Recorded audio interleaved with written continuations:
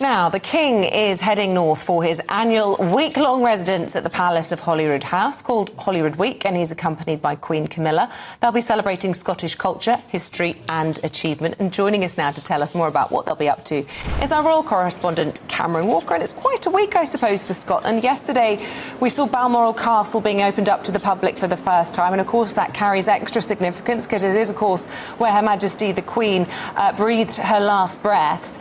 And today, all eyes will be on Holyrood House as well. And I suppose there's a real affection, isn't there, for Scotland from the royal family?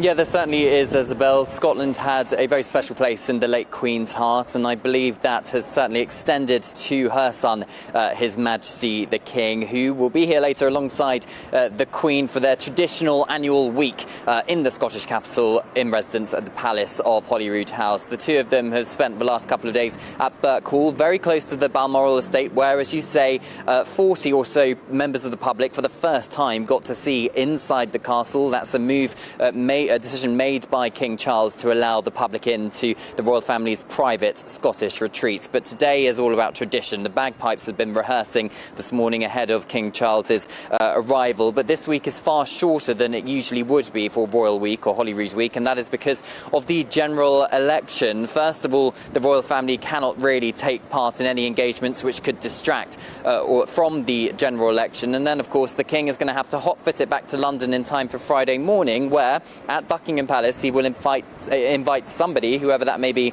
to form a government and become Prime Minister or stay Prime Minister, whoever that may be. But this morning he will be inspecting a guard of honour inside the grounds of Holyrood House before the traditional ceremony of the keys, a tradition where the Lord Provost of the city, the civil head of the city, a role dating back to the 13th century, physically hands some ceremonial keys over to the monarch outside the Palace of Holyrood House in Edinburgh in front of invited guests. He will then also be holding an investiture. He will be knighting a few people, including Sir Alexander McCall-Smith, the author of No. 1 Ladies Detective Agencies.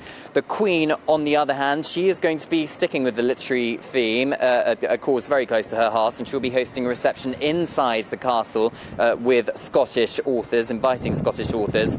And then a garden party will be taking place in the grounds of the Palace of Holyrood House. The King, the Queen and the Duke and Duchess of Edinburgh will be hosting that. I spoke to one man this morning. He was just having his morning walk outside the castle. He will be there. He was very excited to see the King and Queen. Fantastic, Cameron. Thanks very much. I'd love to see inside Balmoral Castle. I've been to the Balmoral estate lots of times and walked the mountains, Loch na Garr and all the rest of it, but never been inside. Maybe one day. Anyway, Cameron, I'll let you go.